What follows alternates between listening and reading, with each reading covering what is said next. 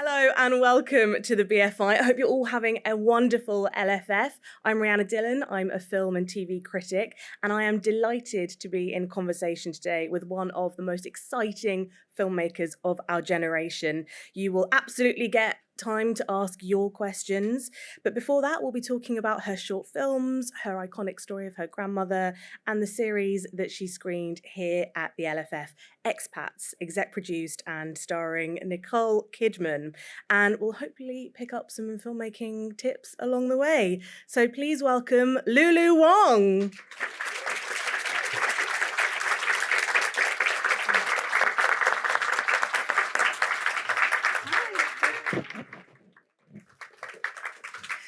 Thank you so much for joining us. Congratulations. You UK premiered here last night with Expats. How was that for you? It was really lovely. I didn't expect to see so many people from Hong Kong, but then of course it makes sense, and it was just wonderful to see them in the audience. Yeah. I do feel like we've got so much to talk about. We want to go through so much of your filmic work, but I want to start with your short film Nien from a couple of years ago, which I found online, and I just absolutely fell in love with. It's such a sweet story of imagination, acceptance, and kind of famously shot on an iPhone. So I wanted to ask you about that. What came first, the idea to shoot a film on a phone, or the story and then the filming techniques? It's funny because it's actually a commercial. I guess they call it branded content. Oh, I see. Yeah. But it was for Apple, and they approached and said, we want you to make a short film to demonstrate, the capabilities of the new iPhone and encourage filmmakers, aspiring filmmakers, to be using the iPhone more. And I thought that was really interesting. And so they had this idea. They wanted to do something with a monster, and I just thought, wow, it was in the middle of the pandemic, and we weren't shooting, and it was just a great opportunity to make something that I wouldn't normally get to just to play, right? Yeah. And we actually filmed all of it remotely, so that was incredibly challenging because we had to direct the crew all via like screens, and they were location scouting, and we were like, what about over there? And they would walk the iPad over and be like, here, should we put the camera here? And so that was interesting. Wow. I mean, that makes this feat kind of even more incredible, really. I mean, let's show a clip so I can show you what I'm talking about. This scene is a particular favorite. I know that people here at the BFI have been playing it on repeat ever since they saw it. So let's take a look at Nien. 你有名字吗？别人都怎么叫你？你是一个人住吗？爸爸妈妈呢？哎，你有朋友吗？你从哪里来？为什么别人说你要是小孩呢？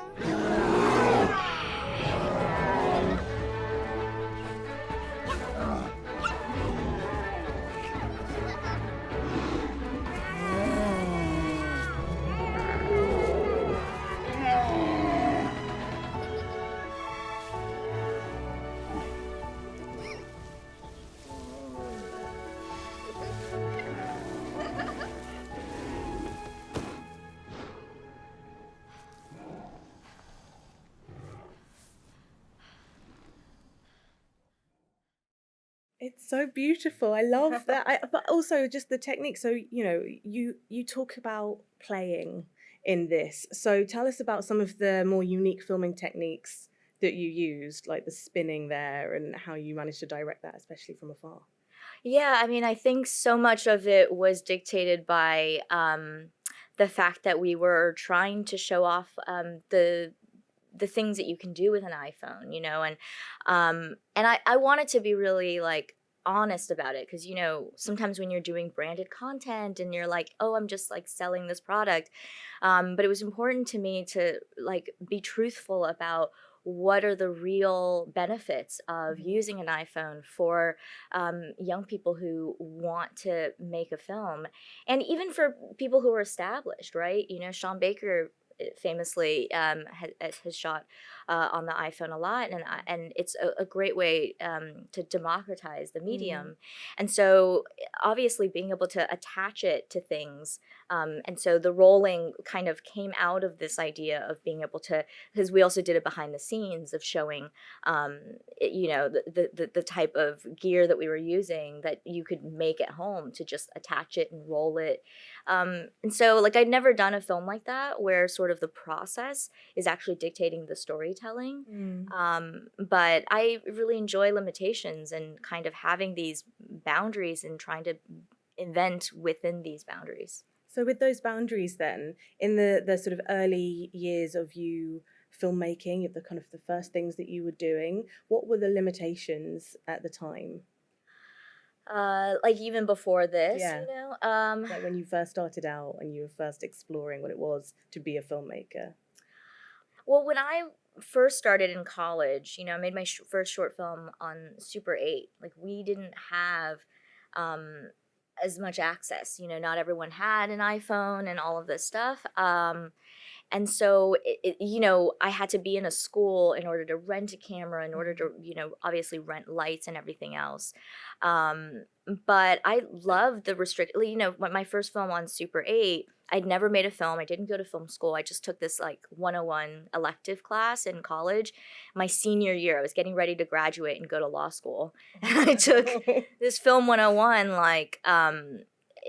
and fell in love with the medium because of those limitations. There was no sound with the Super 8, and the first film we made had to be silent because they were like, just use the image and what can you convey. And we were also given the assignment to do a chase sequence.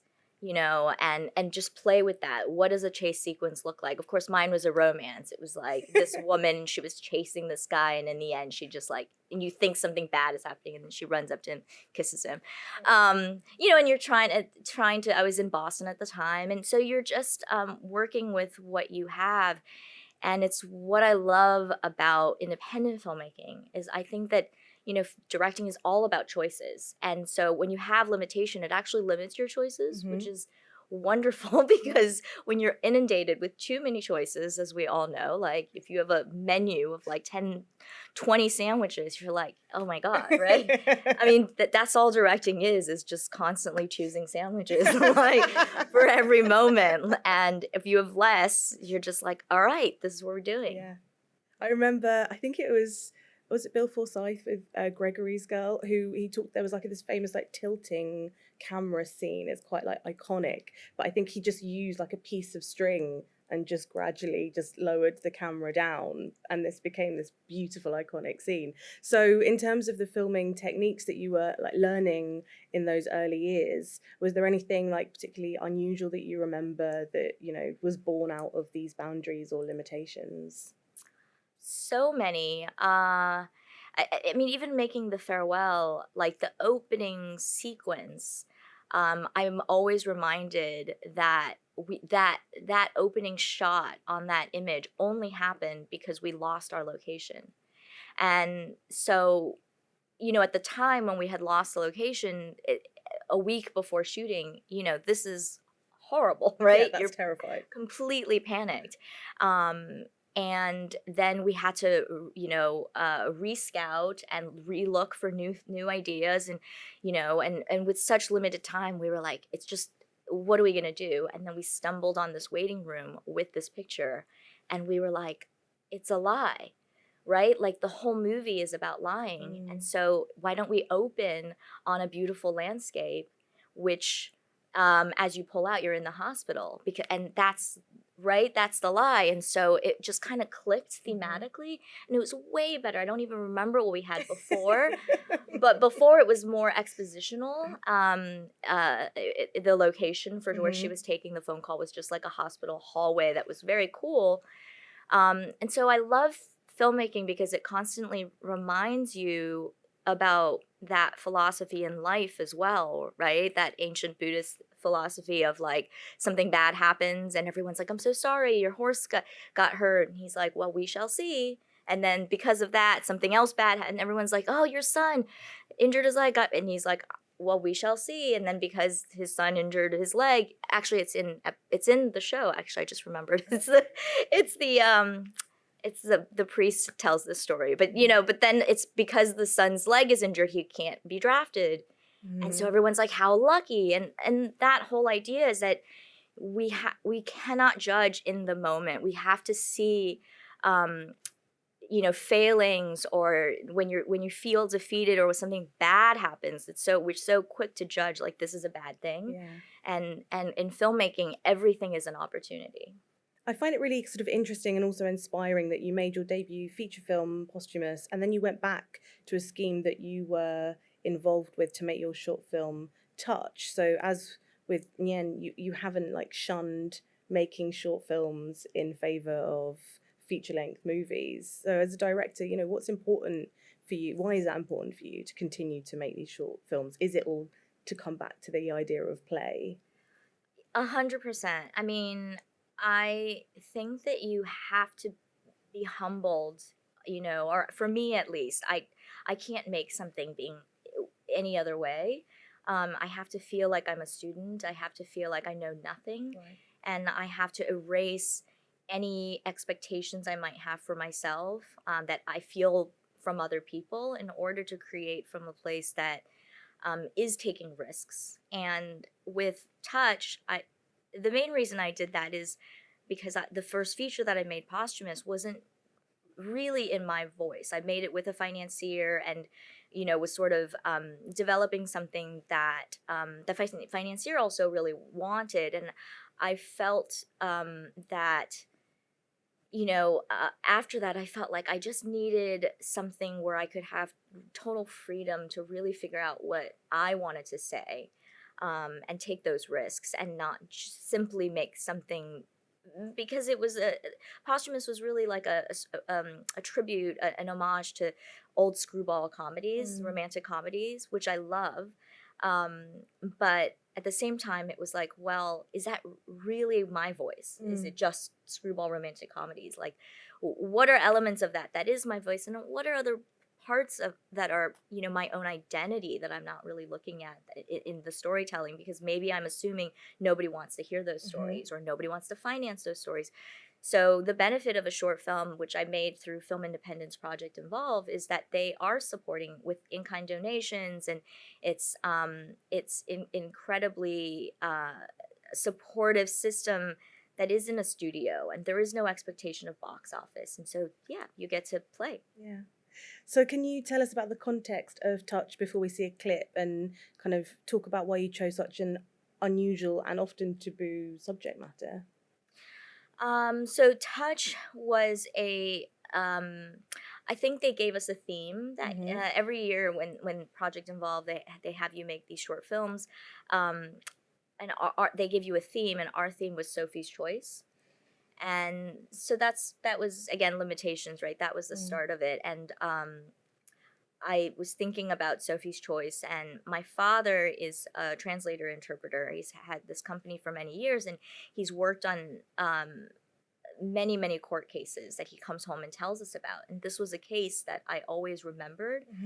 And so I started talking to my father about this choice that had to be made of should I talk a little bit about the plot? Yeah, please. Where this man comes from a very small village in Taiwan, and wasn't was culturally in that town, like, it wasn't seen as a bad thing to touch a little boy, right? Like, it can be a sign of affection. It can be like, if oh, you're so cute and we know each other, and that in America, obviously, that is not okay. And he's arrested, and he has to either plead guilty or potentially face a jury where he could be sentenced for sexual misconduct, and which faces like jail for up to 25 years. And of course, if he pleads guilty, then it's a plea bargain, and he won't have to do that, but he'll be a registered sex offender for the rest of his life. And this is a scene, I believe, where it's the ramifications on his family and his American son. And so I just felt so much for when my dad told me about this case, of like how much cultural difference there are that we don't understand. And we live in a time, right, where there's so much misunderstanding and so much ignorance and so much anger and so much hate, and we're just all fighting each other instead of really looking at the true evils, the bigger picture. Yeah. Thank you. Well, let's look at a clip and then we'll talk some more about it afterwards. 帮我把垃圾拿出去，听见没？大不可以去认罪，我们要去 fight。律师的话你也听了，我们的道理在法庭上是讲不通的。他不是一个 pervert， 我们不可以让他背这么样子的坏名声。那我们能怎么？你也不想让你爸关在监牢，同那些杀人罪犯住在一起，对吗？事情已经发生了，我们只好认倒霉吧。认倒霉？你们可以去认倒霉。你们为我想过吗？我的爸是一个 sex offender. I don't understand why he did this. 他做了就做了，我同你讲也不会明白的。你也知道，他不是个罪犯。I don't understand. It's sick. It's fucking disgusting. I'm ashamed. 我知道你一直 shame 这个家，你是个美国人。我们当初非要带你来美国是干嘛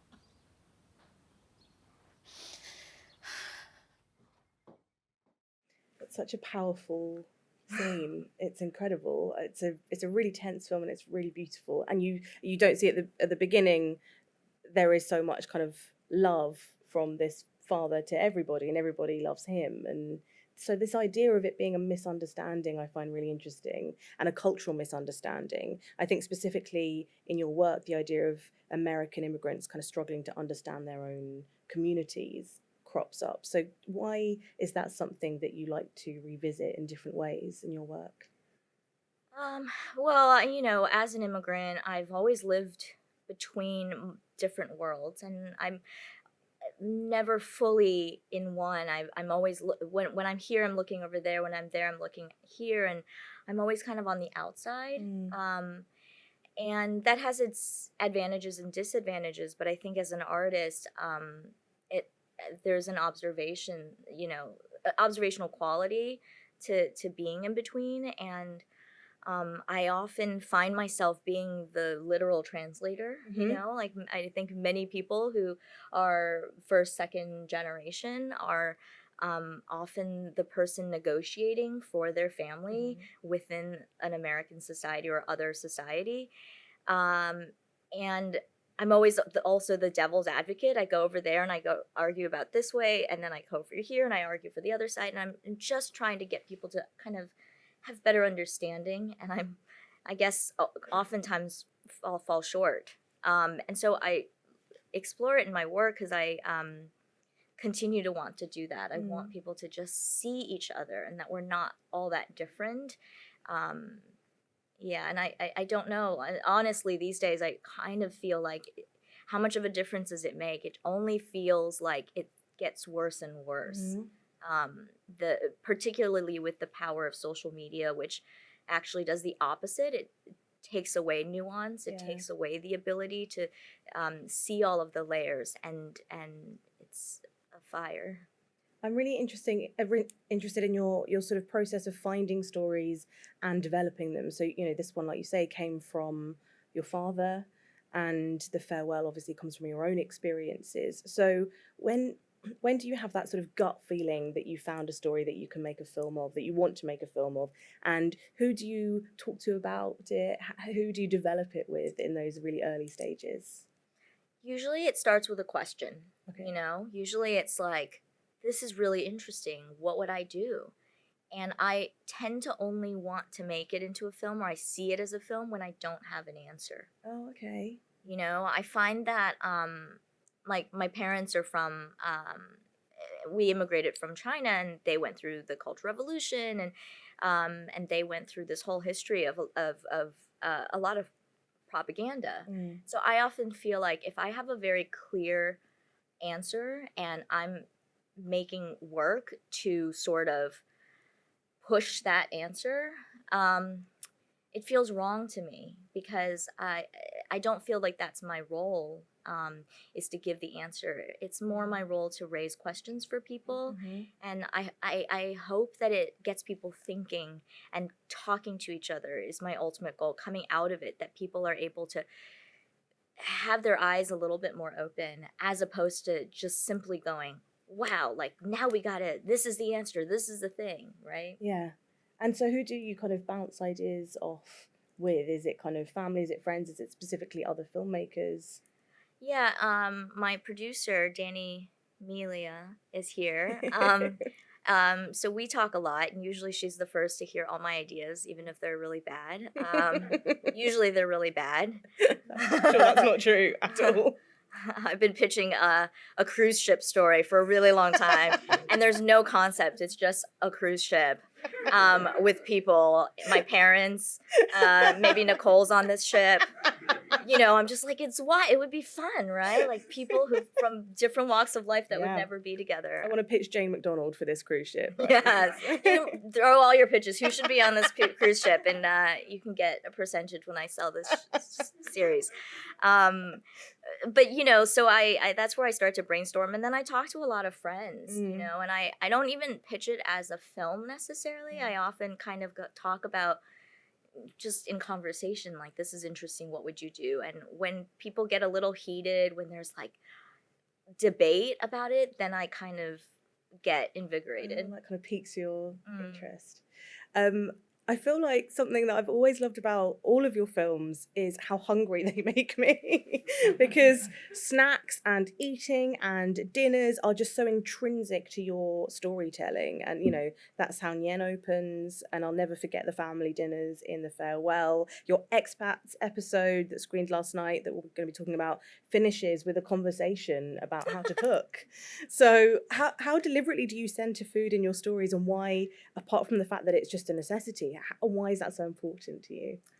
I don't necessarily think that it's conscious. And I say that because the only conscious part of it is that I actually seek to make sure that if I feature food, it's not in a food porn kind of way. Because I think culturally, like, it can be a very Western lens to look at ethnic food through that lens. Which can feel a bit like exoticization, right? Whereas in Asia, like in my family, we're not, oh my God, taking photos of food and posting about it. And it's just food. It's nourishment. It's delicious. It's it represents a communion and family. And I grew up, even when my mom was working every day and we were really poor, she still cooked dinner every night, and it was important that we all sat, and it was taken for granted that that's what it was. And now that I have my own family, and it's like something that I want to make sure to implement, as I do think it's really important. And it's something that we have lost in Western society. You know, as a sort of as the core of family and community is food, and now it's sort of commercialized, and like you're either a foodie or not a foodie, and we have all these terms about it, and it's like it's like water, it's like air, why does it have to be a trend? Why does it have to be popularized? So that's where I'm really conscious of it. And in The Farewell, I use food specifically to actually be a source of tension, because the grandmother, not knowing anything is wrong, is like, eat. And it would be very normal to do that. And it would be normal for her to want to eat. But of course, because of her grief and having this secret, she does not want to eat and cannot stomach the food. And so I wanted to continue to show the food that she's not eating as a way to show the tension. And because by not eating, she's in a way giving herself up, right? Because her grandma will continue to ask what's wrong. Well, we're speaking of the Farewell. I remember exactly where I was in South London, not too far from here, when I listened to an episode of This American Life called What You Don't Know. And it was just such a great account of such a unique experience. And it's obviously it stayed with me ever since. What was the kind of attention that the podcast got? Was it that made it possible to turn it into a film? Or was that always, were you always kind of had that in the back of your mind when you started telling the story to people? Well, I had pitched this the story as a film to many, many places, and no one wanted to make it. So again, Fools, all of them. or they wanted to make the the commercial comedy version of it. And so actually I did the podcast because Neil Drumming, who had just started as a producer at This American Life, was intentionally seeking out voices that were underrepresented. And he felt that that was his mission as a person of color at the organization.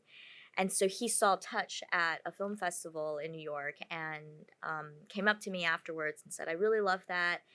And I'm just curious if you have any stories that you want to tell that Hollywood's not letting you tell. And I was like, well, funny you should ask.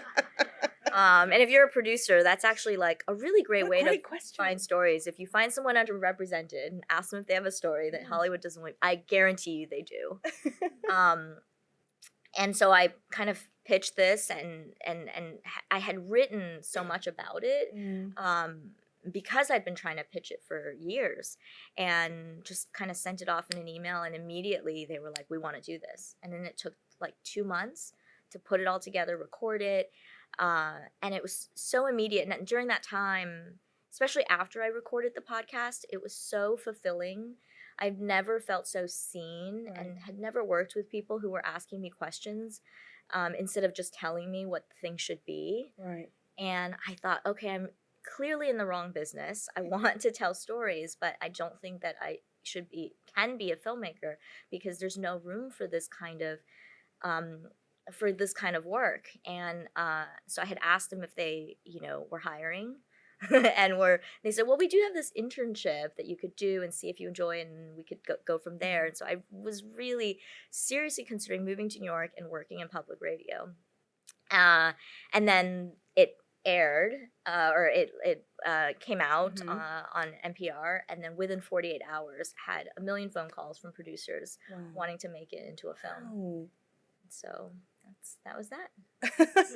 Incredible. Was it the same people who'd said no? No, I mean, I couldn't even get to those people, I'm sure I was maybe not necessarily at the right companies, but there are so many gatekeepers that how do you get even seen? And I had made a feature and a short film, and yet I was completely unknown. Well, let's take a look at the farewell then. I'm sure most of you must be familiar with this, but it is, of course, a story from your own experience of your Nene being kept in the dark about her terminal cancer. And this is Billy, played by Awkwafina, talking to the doctor about it. 吸气，呼气，咳嗽，只是有些感染了。我都已经吃消炎药了，你给我开的药不好使，你给我开一点那个好些的药，行吗？让我快点好起来。这是我大孙子，还有2天就结婚了。啊，这样子，恭喜啊！这是我孙女儿，从美国回来的。This is from America. I went to school in the UK for many years. Oh, that's cool. Where do you live? I'm in New York. New York. I always want to visit New York. It's a very beautiful city. Yeah, it's very beautiful. Question, do you know about my grandma's condition? 你们说的啥呀？奶奶她在英国学习，所以她会说英文。是吗？是的。宋大夫，我想问你，结婚了吗？哦，我还没有。小伙子长得这么俊，又是大夫，还会说英语，没结婚？不会吧？ How bad is she? You can tell me the truth. The cancer is quite advanced. Shouldn't we tell her? In her situation, most families in China would choose not to tell her. When my grandmother had cancer, my family didn't tell her. Isn't it wrong to lie? I mean, if it's for good, it's not really a lie. I mean, it's still a lie. It's a good lie. How's your grandmother? She passed away a few months after she was diagnosed. 赵奶奶啊，因为你几个月前有感染肺炎，我怀疑你现在咳嗽应该是当时的感染源还没有完全的恢复，所以我建议我们要拍个片子，去确认一下这个感染源没有扩散。没有必要，我就是想换药。换药是没有问题，但是我还是建议你可以拍个片子。The casting there of Awkwafina, I think, is so great because you do bring out a side of her that we so rarely see. It's very understated and she's so grief-stricken in this. But also, where on earth did you start trying to cast somebody who was based on yourself? Did not start with Awkwafina. For sure. Because I had, at that time she hadn't done Crazy Rich Asians, and so I was familiar with her music career. What was the name of her music video? Why am I forgetting it? Come on, Danny. Oh, yes, of course. I knew that. I just wanted you to say it. Because that's how Danny pitched it to me. She was like, do you know Awkwafina from My Vag, the rapper? We kind of think she would be great. And I was like, Is that a compliment? What makes you think she would be great to play me? And then I met with her, and she really, really wanted to do the role, and she's incredibly close with her own grandmother, who is Chinese. She's Chinese Korean, and is very connected with her grandmother. And so we had coffee, and I was still skeptical. So I said, well, why don't you put yourself on tape and let's see, because this is a drama, and it's just very different from anything that you have done before. And she put herself on tape, and she was incredible. She had everything that you see in the film, sort of like she has of course, the natural humor, and it was easy to believe that she's kind of the black sheep, the wild card in this family, being very Western, including the nose ring and things that I don't have necessarily, but it really worked for the character. And I had to separate myself from the character, and once I did that, it actually made the process a lot easier, because at the end of the day, yes, it's autobiographical, but you have to do whatever services the story the best. There's this line, because watching that clip especially, I was like, oh, that could also be like an Indian family, that's in my family as well. There's a line that Billy's uncle said, which is that it's our duty to carry the emotional burden of our family, which really resonated. But I think especially if you're an immigrant or a child of an immigrant, it feels like it carries so much weight. So can you talk about how you explored that in The Farewell in a way that it wasn't so kind of close to exactly your personal experience, but like I said, anybody who has experienced something similar could understand that weight? Yeah, in that particular scene, I was already in China, prepping for the film, and I just continued to research by talking to my family. And even at that moment in time, like I said, I had this question. The question for The Farewell was, what is the right thing to do? What was the right thing to do? And I still at that moment didn't know I still to this day don't know the answer, but at that time I was still exploring and trying to better understand the other side, because I wanted to make sure I wasn't making a biased film that was saying, that my perspective was right, and I really wanted to present it equally. And so even during pre-production, I was talking to my family, and I was on a call with my uncle, and I just remember being like, but why do you think this is right? And he literally gave me that speech. Oh, right. And I said, hold on, and I wrote it down. And so it's like I tried not to have a lot of exposition. I tried to really put the audience in Nora's shoes and Billy's shoes, and just kind of live the experience rather than explain things. But with that scene, because Billy is the outsider and she's so confused and she had to be explained to, this was the conversation between me and my uncle. And I think that people connect to that because those of us, however you enter the film, most people, I think, in the West particularly, because people in China are like, they made a film about what? Like, that just happens every day. Why would that be a film? Like, they just didn't even think that there was a dilemma. But I think for people who are not familiar with it, they generally come in with a bias and being more on Billy's side. And it's important for them to hear this other perspective and be surprised the way that I was surprised. Yeah. Another scene that I loved is the scene of Billy and her dad singing karaoke to Killing Me Softly. And I realized just how deftly you always weave in these incredible pop music into your work. So Expats episode 5 opens with this amazing choral rendition of Katy Perry's Raw. One of your characters belts out Adele at the piano. I mean, just talk us through your inspiration and also how you managed to get the rights these iconic songs. Yeah, that's really important to me, music, because I never want to make, and this isn't the reason why I do it, but I think I am very much aware, and it's why humor is so important to me in these films, is because sometimes, you know, in the industry you hear about like representation and diversity, and you feel like it's a film where you have to like eat your spinach. Like, I know I don't really want to watch it, but it's good for me. And I know I should. And actually there's just like so much joy and love and in the communities that I want to show on screen. And I also want to show like America's greatest export is its culture, its music specifically, right? And it can be like, I think sometimes people think like, we're representing this community, so we got to put Chinese music, we got to put Filipino music because that's what, and it would be inauthentic. And so you know, the Fugees, that's my dad's favorite song, is Killing Me Softly, so that's why I put that in.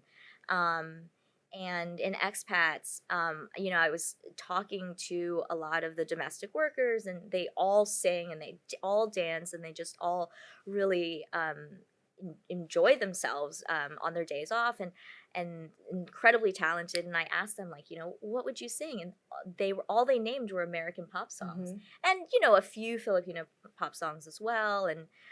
But I just think that I wanted to be honest about how in tune they are with pop culture, American pop culture. Yeah, it's gorgeous. It really made me laugh, that opening scene as well. It's so unexpected, but beautiful. So let's talk about Expats then, your series with Prime Video. So the penultimate episode, called Central, screened at the LFF this year, and it's based on Janice Y. Cayley's novel. I think always when you're adapting something, it must be really tough being a filmmaker, because you come to it with what you want to focus on, which might not necessarily be what the writer intended. So what was your kind of idea of what you wanted to really kind of hone in on in your series? The book is just incredibly layered, and if you haven't read it, please read it. And you know, you can read it before the show or read it after the show. I do think it's really interesting to look at both. What I loved about it was the nuance of the themes that she was exploring, and these incredibly rich characters that you're not sure if you like them or hate them, but she draws out empathy for all of them. She brings this empathy and compassion for all of them. And it was really important to me that Janice was involved in the adaptation, because I'm friends with so many writers who are often so heartbroken and disappointed by adaptations, and I think Hollywood often gets a bad name for that. Yeah. And I think it's quite sad, because, you know, this is somebody's work. It has their name on it. It's their baby. And then, you know, we come in and we adapt it. And if it's really disappointing, or if it doesn't do it justice, you know, their name is also forever connected to it. And I don't know, there's just something that is heartbreaking to me about that. And I didn't want to do that to any writer that I was adapting, and as particularly one that I loved, right? You want to maintain connection somehow. And so I asked Janice to be in the writer's room, and I was lucky enough that Amazon supported it with Nicole's support, because she had never written for television or film and had no experience in a writer's room. And we just talked a lot. And it's funny because I was always like, let's go back. And my book is like Post-its and circles and highlights. And so I was constantly going back and we got to do this, we got to do that. And she was like, but what if we don't do this? Can we just stop trying to protect the book? And let's deviate. I'm a creator here as well. And I want to expand from, this is something I wrote a long time ago. I don't want to just repeat that. And so the arguments we had was actually like, but why would we change it when it's perfect? She's like, but don't you think it can be better? Like, I'm actually it's maybe because she's Asian. She's like, I'm actually quite disappointed with how I did that. And I think it could be better. And we're developing things with other Asian American writers. And I think that we found that to be pretty common, where they're quite hard on themselves. They're like, yeah, like I think I just kind of copied a trope here and I don't think we should use that, and it's amazing how hard we are on ourselves. But and I think, Janice, having watched the show now, said to me really beautifully that she sees the show as a cousin of her book, that they're distant and different, and they are their own individuals, but they are somehow related. Okay. So for those who weren't lucky enough to see Central last night, can you just give us a little overview of why you wanted to focus this episode on what you focus it on, and how that perhaps deviates a little bit from the rest of the story? Yeah, so the book is called The Expatriates, and obviously it focuses on an expat community. And when I traveled back to Asia as an adult, I'm an expat now. I'm an American expat. I'm surrounded by Western friends, and I don't look like an expat, but I am. But I've also and so now I'm in this bubble, right? A bubble of privilege and oftentimes wealth, and special treatment of all kinds. But when I'm not with them, when I'm alone, all of that goes away. I don't have people don't see me as an expat. And in America, certainly my whole life, I've been a Chinese immigrant. And so I've spent my whole life negotiating my identity within different countries, different communities, based on how other people see me and what their assumptions about me are. And so, as I was saying earlier, it's both being, in one world and looking outside, being in the outside world, looking inside. And so the expat world is a bubble, and it was important to show that bubble in the series. But I think the only way to really create the sense of a bubble is to also break that bubble and see what's outside of that. And so this episode 5 was the first thing that I pitched when I said the only way I can do this show is if I'm also able to examine this other lens, is to portray this other lens outside of the expat world, and to really flip the perspective in all ways, right? Expats versus, migrant workers versus local Hong Kongers. But also in cinema, we talk so much about perspective and the camera being a tool for empathy. And as a director, you're always making choices of who is in the center of the frame, who is the one who in focus, who is in the foreground, who is in the background. Right. And as you make these choices, you always go, well, why is this person the main character? Why is that person not the main character? And so this was my way of flipping that lens and the expectation by putting background characters that you maybe have not thought about and putting them in the foreground. And I think that how you meet a person, if you meet that person as the foreground, as the main character, you're now going to enter this world seeing them very differently. But if you enter, let's say, an expat's house, and there is a maid there who just does, is in the background servicing, you don't think of them as the main character. You maybe don't even give a second thought to what their story is. And so this was kind of an experiment to see if I could have certain audiences, a festival audience, perhaps a sort of more patient audience, actually enter this world through this unconventional door. And then hopefully they can go out in the world and talk to the people who, come January 26th, watch the series in chronological order. They enter through the Expat store. And how do these two different audiences see the world differently? How has the door that they've entered through shape their overall experience of the series? Oh, that's so beautifully put. This is a clip from two staff members from different households who are talking about Gus, a missing child of one of their employers. So let's take a look.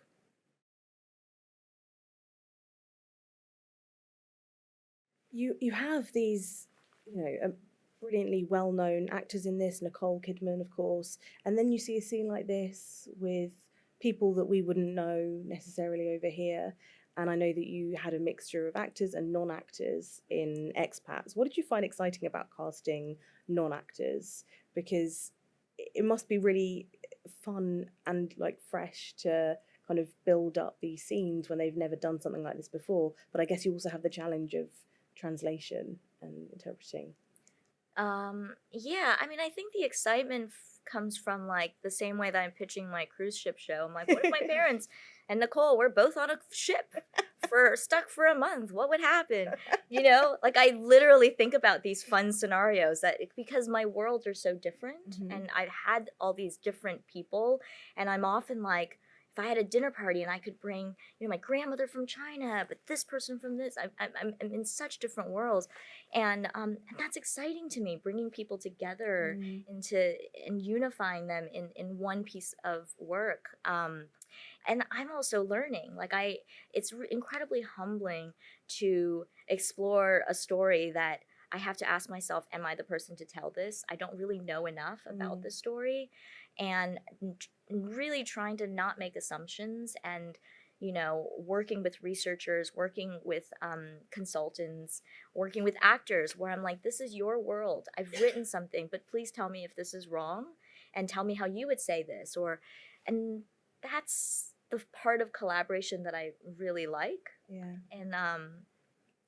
And the translation is always fun, because again, that's my life, right? My dad is a translator, and so I'm always on set, trying to navigate all of those things. So I quite enjoy it. Yeah. I want to show another clip actually, because I really would love to talk about the technical side of filming Expats, and I just think this one showcases kind of like the lighting and the cinematography so beautifully. So this is a moment between two characters, Hilary and Puri, who are talking about their dreams and their names. Let's have a look.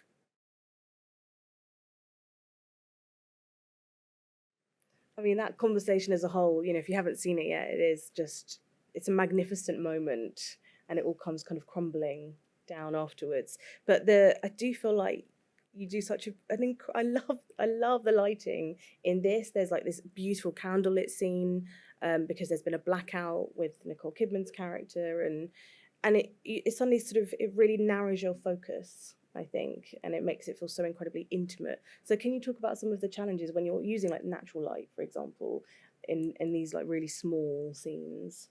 I mean, I really have to, of course, credit my cinematographer, Anna Franqueza Solano. We met to make The Farewell, and she, I was drawn to her work because actually of her documentary work. And, I'd been sent like lists and lists of names for cinematographers who had won these awards and gone to all these festivals. And I just felt like none of them were right. And I just kept saying to poor Danny at the time, we were 2 weeks from leaving for China to make the film, and we didn't have a DP. And I just said, I'll know the person when I see it. And she was like, but when? Like, can we just hire someone now? And then, I met Anna, and I didn't meet her, actually. I met her for the first time when we went to China to start prepping. But I just saw her website, and she had, like, a commercial for, like, the Westin Resort or something like that. And I was like, who is this person? Right? And it was like, I was like, how is this like a commercial? Right. And it's so breathtaking. And she just has so much empathy in the way she lights and in the way that she um, operates herself, and she really likes that because she feels the movement and the scene and when to get closer um, and yeah, and she's incredibly detailed. Like what we talk about it needing all to feel real, and yet obviously you want it to be beautiful and elevated. But something that we talked a lot about in terms of her work is that she doesn't feel that her job is to make the image beautiful. You know, I think we often think of cinematography as needing to, you know, have beautiful light.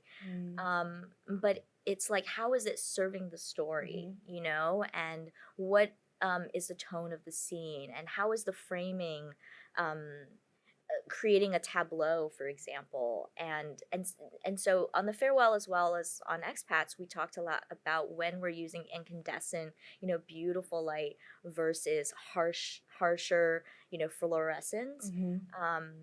Because that's also the reality in a lot of countries, is that they don't have incandescent lighting.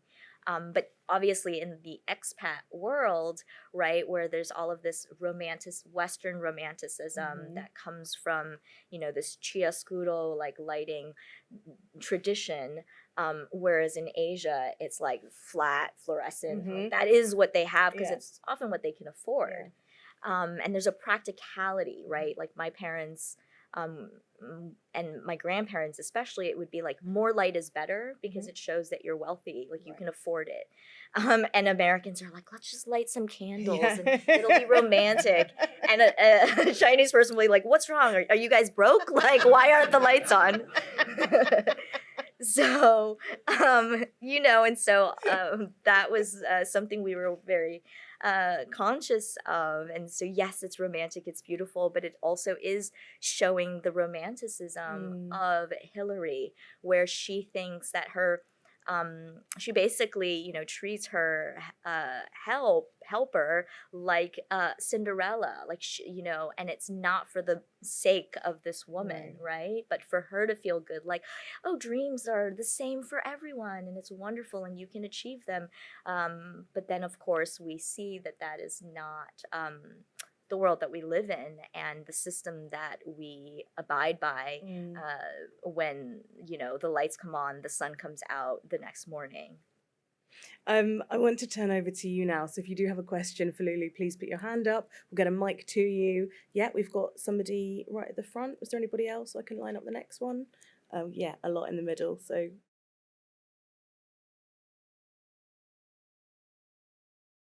I mean, it was definitely challenging. We had to work with a rain machine, and oftentimes, you know, you're hoping for rain when you want rain, and it doesn't happen. And then you're like, we're shooting a typhoon scene. Oh, great, a typhoon is coming. Oh, but you can't actually shoot in a typhoon. That would not be safe. And so, of course, you know, we had to create the continuity of the rain throughout the episode was incredibly challenging to make sure, you know, we had numbers for every scene labeled. This is a level, you know, 4 rain, but a level 7 wind. You know, we went through every single scene and labeled it that way because we were shooting out of order. And then obviously we had a bit of help from visual effects because, you know, when you're in these wide shots, you can't make it rain, you know, miles away in the background.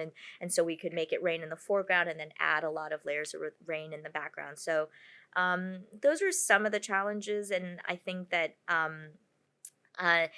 the storm creating intimacy was definitely intentional, but you also are able to see who is protected from the elements and who is not.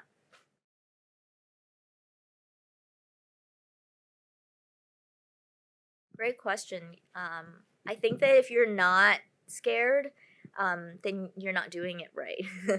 And I think you have to go through that journey. And I often try to write for someone that I know, you know, someone that I know really well. And I think would this move them? Would this move my mother? Would this move my best friend? Would this move, you know, the young Hong Konger who, you know, protested in 2014, 2019, was part of these movements, but now perhaps lives in the UK and is seeing his or her city disappear. So I really think about very specific people as I'm writing it that I'm trying to speak to, and I try not to think about a bigger audience.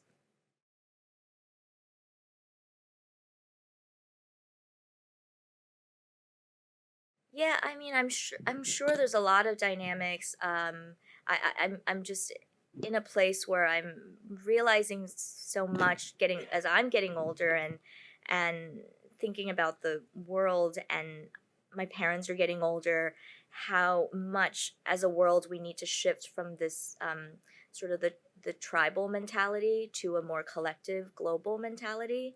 And I think that we're in a really difficult transition. I'm hopeful sometimes, and other times I'm not so hopeful.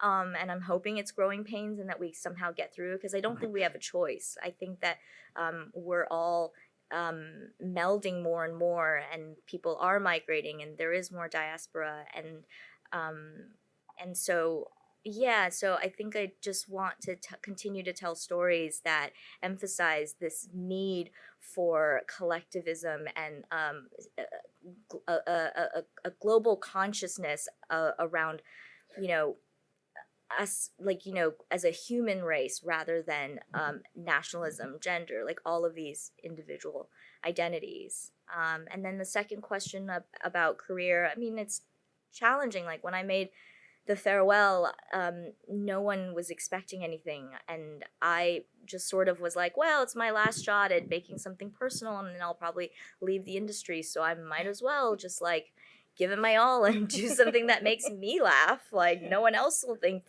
it's funny that the grandma's like crab or lobster, and it's certainly not moving the story forward. It's not plot driven, and it's just this old lady being like, I don't want crab, it's got to be lobster, but it makes me laugh. And so I fought for that scene. And then, but of course, you know, now there are expectations. There's also social media, you know, everyone has an opinion about everything. And so it's so easy to like get scared. And I think that it's really important that we don't create from a place of fear.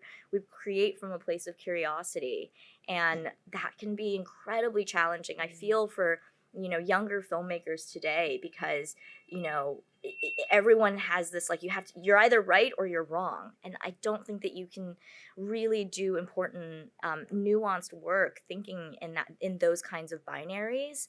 And so, yeah, I think, I try to really shut out all of the noise, and I have to come up with new tools to kind of insulate myself and protect myself from these outside influences. Thank you. And is that the same even when you're talking about something so politicized as you are in Oh, Expats? even more so. You know, when it comes to politics, it's like everyone, again, I mean, we're living it right now, you know, Yeah. has an opinion, and people have an opinion who have never lived in those places, don't actually know those people. You know, they're coming from it based on what they've read in the news and history books, but like all of that is skewed, and all of that, there's an agenda behind all of that. And so I just I find it astounding, because I'll spend so much time researching and getting to know something, and I still don't feel like I really know. And that's why I like to raise questions rather than give answers. And so, and yet we live in a world now where people are like, something happens and immediately you have to give an answer and post it on social media. And it's like, who asked you, and why you, and why are you talking about this? Like, let's all be quiet and listen to the people who we should be listening to. Yeah.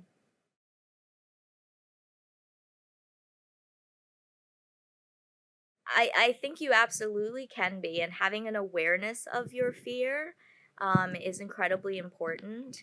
You know, I'll give you one example. In Expats, Gursimran Sanju is this incredible writer who is in my room, and she's Indian American, and specifically she's Sikh, and she's or Sikh, as we say in the West, but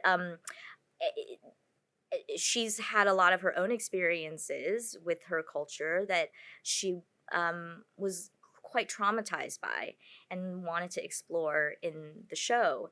And she's written for like Game of Thrones and all of this, many, many years being in writer's room where she's never gotten to explore her own stories. And then there was this question, because we cast Sarah Yu Blue, who is not Sikh, and she was like, well, I'm not Sikh, how do I play a character who's not Sikh?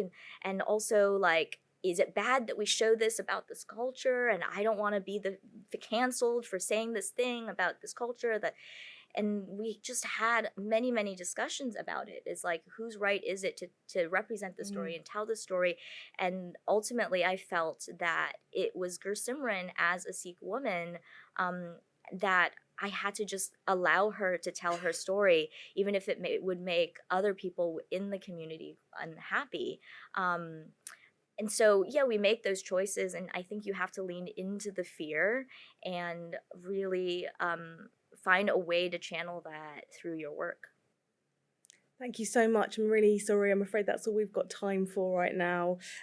Just to let you know that Expats is going to be out on January the 26th on Prime Video. Thank you so much for your brilliant questions. Please give a massive round of applause for a wonderful Lulu Wang. Thank you. Thank you so much for joining us. Thank you so much. Thank you.